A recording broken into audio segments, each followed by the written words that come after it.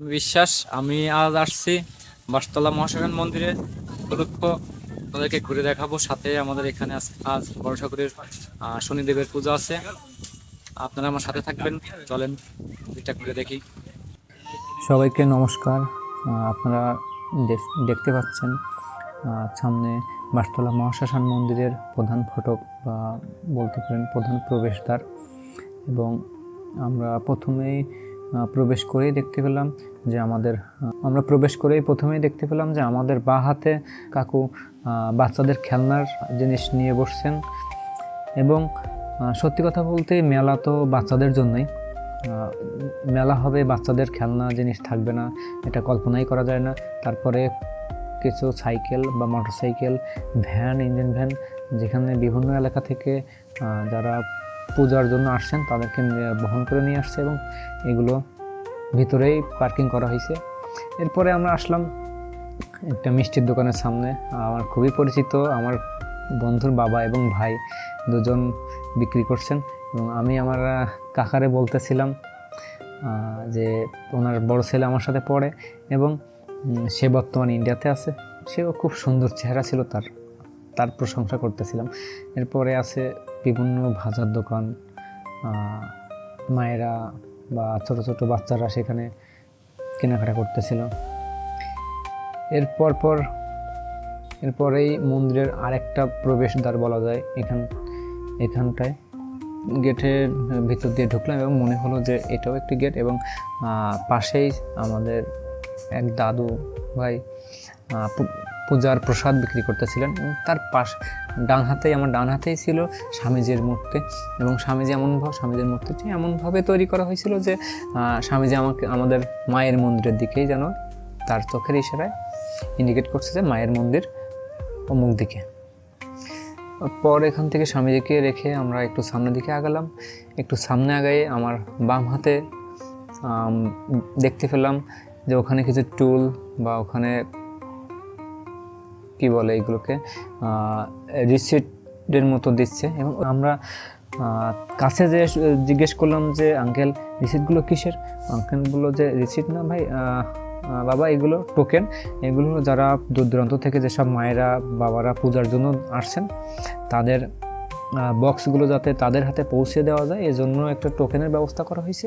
এবং এই টোকেনের মাধ্যমে তাদেরকে তার বক্সগুলো তাদের ধারে পৌঁছে দেওয়া হবে। এরপরে একটু সামনে এসে আমরা আমাদের নন্দী মহারাজের সাথে দেখা হয়ে গেল। এবং তারপর পরই পাশে মায়ের মন্দিরের পাশে বাচ্চারা এবং বসার জায়গা আছে। এবং এরপরেই আমরা আসলাম মায়ের মন্দিরের সামনে, যাকে উদ্দেশ্য করে মন্দির বা শ্মশান মন্দির তৈরি। চলেন সেই মাকে দেখে আসি, সেই মায়ের দর্শন নিয়ে আসি। এবং মায়ের মন্দিরে যখন ঢুকলাম দেখলাম যে অনেকেই মায়ের দর্শন প্রার্থী এবং অনেকেই মাকে দর্শনের জন্য আসছেন। অনেকে তার মায়ের থেকে আশীর্বাদ চাচ্ছেন এবং আশীর্বাদ গ্রহণ করতেছেন। যিনি মায়ের প্রতিমার ভাস্কর্য বা কারুকার্য করেছেন তিনি সত্যি মাকে অসাধারণভাবেই উপস্থাপন করছেন। এবং মাকে দেখে এটাই মনে হয় যে মা সত্যি এখানে জাগ্রত এবং সেজন্য দাঁড়িয়ে দুহাত ভরে তার ভক্তদেরকে আশীর্বাদ প্রদান করতেছেন। আমাদের প্রধান উদ্দেশ্য শনি ঠাকুরের পূজা উপলক্ষে আপনারা দেখতে পাচ্ছেন মায়েরা বাবারা অঞ্জলি বা অর্চনার জন্য বসে গেছেন। এবং চলেন আমরা শ্মশান মন্দির এটিকে ঘুরে দেখি। এবং প্রথমে আসার পরে আমরা যেটি দেখতে পেলাম একটি সুন্দর জায়গা করা আছে যেখানে সব এনে রাখার জন্য, যে আসার পরে যে কিছু কাজ বা আমাদের যে সাংস্কৃতিক কিছু বিষয় থাকে সেগুলোকে সম্পূর্ণ করার জন্য সবটাকে ওখানে এনে রাখা হয়। এরপরে আমরা মূল যে শ্মশান বা যেখানে সপ্তাহটা করা হয় সেখানে দেখলাম আমার ডান হাতে প্রহ্লাদ এবং তার মায়ের একটা প্রতিমা তৈরি করা আছে। এবং অপোজিট আমার বাম হাতে আছেন একজন যে সব মরা পোড়ায় বা সব দাহ যিনি করেন তার মূর্তি। এবং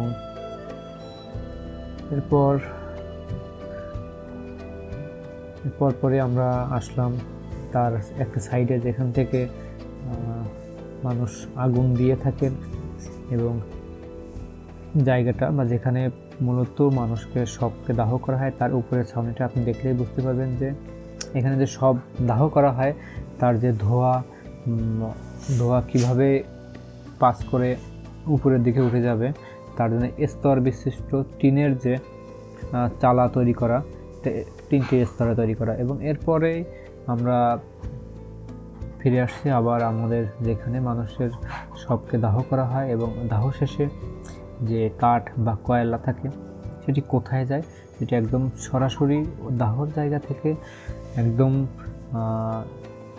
নদীতে, আমাদের গলঘেঁষিয়া নদীতে পতিত হয়। এবং সেটি আমি আপনাদেরকে দেখানোর চেষ্টা করছি যে, এবং আপনারা সাইডে দেখতে পাচ্ছেন প্রচুর কাঠ এখনও রাখা আছে, কিছু অধপড়া, কিছু নতুন।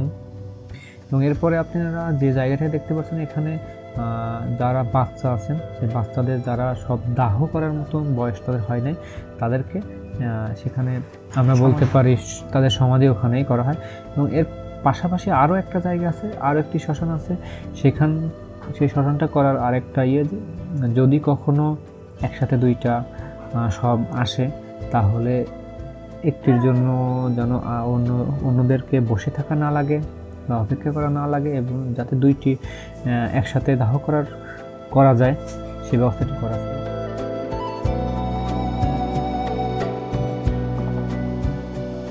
এবং এরপর পরে আমরা চলে আসলাম মা মনসার মন্দিরে।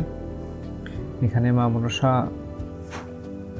কে পূজা অর্চনা করা হয়, এবং কিছুক্ষণ আগেও আমরা একবার আসছিলাম, এখানে দেখলাম যে মায়েরা ভক্তি ভরে তার পূজা অর্চনা করছেন।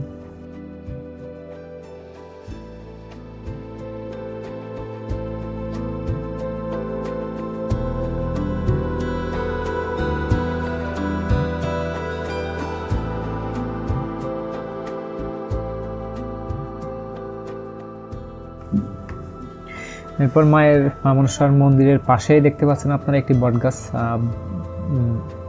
ভালো বড়ই বলা যায়। সেখানে চনমনে চঞ্চল বাচ্চারা খেলা, তাদের মতো করে খেলায় মত্ত, এবং দেখে খুব ভালো লাগছে। এবং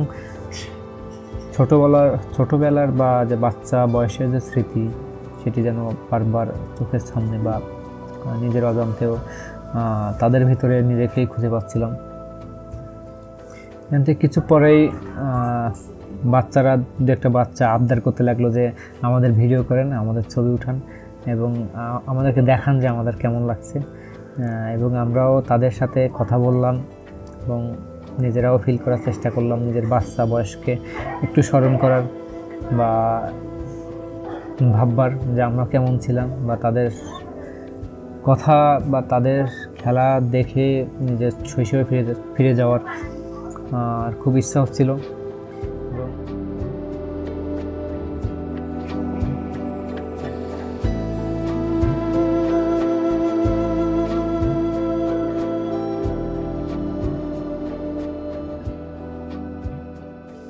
এরপর আমাদের মাইকে অ্যানাউন্স হচ্ছিল যে প্রসাদ গ্রহণ করার জন্য, এবং আমাদেরকে অনুগ্রহ করে সেখানে যাওয়ার জন্য বলা হচ্ছিল। এবং আমরা দেখতে পাচ্ছেন যে আমি এবং আমার কাকাবাবু প্রসাদ প্রাপ্তির জন্য বসে আছি, এবং আমার পাশে আমার এমনি সত্যি বাচ্চা খুব পছন্দ, এবং বাচ্চা সবারই পছন্দ।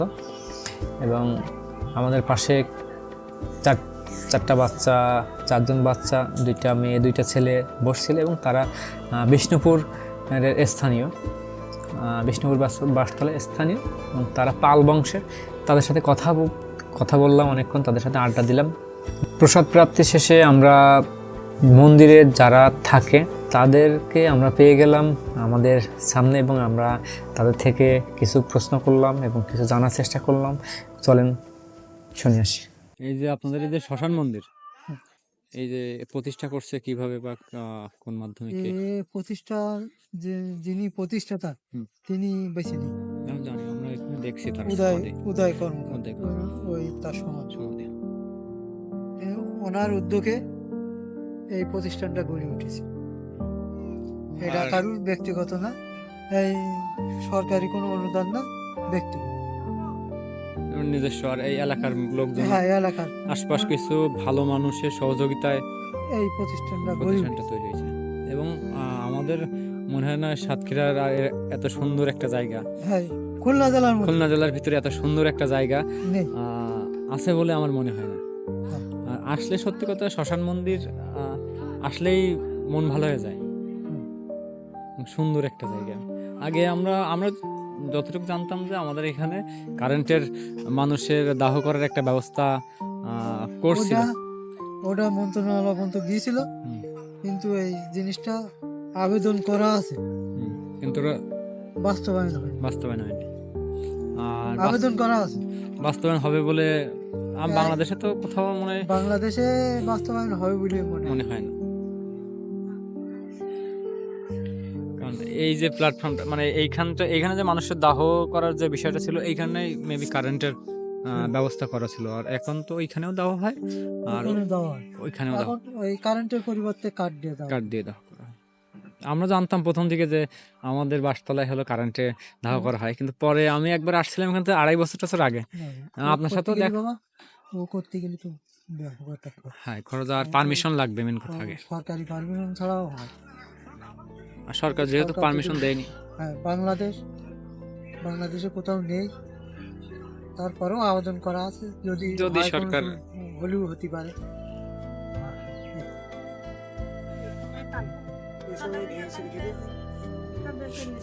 মন্দির থেকে কিনেছিলাম সোনার গয়না, টাকা, এসব এই যে গ্যাঞ্জামের সময়। না, জমজমের পর আর এইসবগুলো তো করে বাইরের এলাকার লোক এসে, যারা এলাকা ওখানে ছিলাম না আমরা। যারা হলো যারা মনে করেন এলাকার, এরা তো বোঝে বিষয়টা, এরা এলাকার মানুষ এভাবে করে না, বাইরের থেকে লোকজন এসে এই করে। সব জায়গায় তাই যেখানে মন্দিরটা ভাঙলো বা ওই পিছনের দরজা পশ্চিম ঘাট। দুজন থাকেন কোন জায়গায়? এর ভিতরে জায়গা আছে। এই ভিতরে জায়গা আছে। এইখানেই এখানে মনে করো তোমরা সবাই চলে যাবো, আর কেউ থাকবে, আচ্ছা তাহলে এই ঘর তো সবার। হ্যাঁ, হ্যাঁ। অবশ্যই। আমি যে কোনো ঘরে থাকি। আপনারা থাকবেন, মা আছে, বাবা আছে, সবাই আছে। আগে থাকার জায়গা ও দুই এক সময় এই জায়গায় শুয়ে থাকে। সেখানটা থাকতে হয়। একটু ভয় লাগে। এখানেও শুয়ে থাকে। আর পোড়াতে তো আসে মনে হয় যে হ্যাঁ, এই জানো। আশপাশ দূর দূরান্ত থেকে সবাই আসে এখানে। সেটাকে ভরি নিয়ে আসে। ভালো একটা জায়গা, খুব সুন্দর। রেহালি করে আগের তারিখে এলো, শাশুড়িটা মারা গেছে আইনিতে, তাই বা চাবি শাশুড়ি। পূজা সবসময় কোন কোন পূজা হয়? আজকে যেমন বড় ঠাকুরের পূজা হয়েছে শনিদেবের। এটা মনে করো বছরে একবার কি দুইবার হয়, হুম। এই শনিদেব পূজা। তারপরে আমাদের বাৎসরিক অনুষ্ঠান আছে ফাল্গুন মাসে, শিব চতুর্দশী। চতুর্দশী। ওখানে 5 দিন ব্যাপী অনুষ্ঠান হয়। এর মধ্যে যজ্ঞ থাকে, মাসে বারো যজ্ঞ। নিষ্ঠা, আর বারুণের চান তো হয়। হ্যাঁ, বারুণের চান হয়। আর মায়ের পূজা কবে? ওই ফাল্গুন মাস হয়। ওই ফাল্গুন মাসে। শিব চতুর্দশী তিথিতে ওইখান থেকে মায়ের পূজা হয়। 2 দিন যজ্ঞ হবে আর 3 দিন পূজা হবে। যাক, তাহলে শিব চতুর্দশী। তারপরের দিন মৎস্য বই শেষ হয়ে যাবে। আমরা চেষ্টা করবো এবার আসার। মা যদি নিয়ে আসে আর কি, হ্যাঁ, তাহলে অবশ্যই। তেনারই কৃপা। হ্যাঁ, তার কৃপা। আর বড় সমস্যা হলো আমাদের যে দেশের যে সমস্যা, আমরা হিন্দুরা এখন খুব সংকটে আছি। কারণ তারপরে আমরা লড়াই করতেছি আর কি, তারপরে বড় বড় প্ল্যাটফর্ম থেকে বাঁচতে চেষ্টা করতেছি। চেষ্টা করতেছি। আর বাকিটা হ্যাঁ, ভগবান। তা তেনার হাতে, আমাদের হাতে নেই। কারণ আমরা এখন হিন্দু কম হয়ে গেছি, সংখ্যালঘু হয়ে গেছি। হ্যাঁ, তবে আমাদের এই খুলনা অঞ্চলটা কিন্তু হিন্দু বহুল অঞ্চল। হ্যাঁ, বহু অঞ্চল, কিন্তু আমাদের সেইভাবে আমরা মাথা তুলিয়ে বেড়াতে পারি। মিল নাই তো আমাদের ভিতরে। মেন কথাই যে যে সংঘবদ্ধ একটা বিষয়। আমাদের সমস্যা হলো আমরা হিন্দুরা একটা অনুষ্ঠান করলি, এই যেন আমরা গিয়ে একত্রিত হয়েছি। সবাই একসাথে একত্রিত হইতেছে, সব অত্র ভালো এলাকার লাগলো মানুষ। না? খুব কতটা সুন্দর লোক? একটা পরিবেশ, অনেক মানে অনেক বিভিন্ন এলাকা থেকে আসছে। আমরা যেমন হাড়িভাঙা নাটনা থেকে আসছি, বিষ্ণুপুর, ওই মৌতলা, তারপরে খাসারাবাদ, এদিক থেকেও শুনলাম যায় আসছে। খাতায় দেখলাম না পাইকা সাথে বন্ধু বাইগাছতে পর্যন্ত লোক আসছে মানুষের পূজা দিতে। পূজা দিতে আইছে। ওইদিকে মুন্সিগঞ্জ, শ্যামনগর। শ্যামনগরে এলাইন তো আইস, হ্যাঁ, যশোরতে বন্ধু লোক হয়েছে, আর আস্তে আস্তে যত দিন যাবে তত আরো আশা করা। জানবে। আর আর দেখা যাচ্ছে আমাদের চৈত মাসে আবার বাবার পূজা হয়, বাবার মাথায় জল দেওয়া হয় তাহলে এখানে সারা মাস ব্যাপী এই 1 মাস ধরে। 1 মাস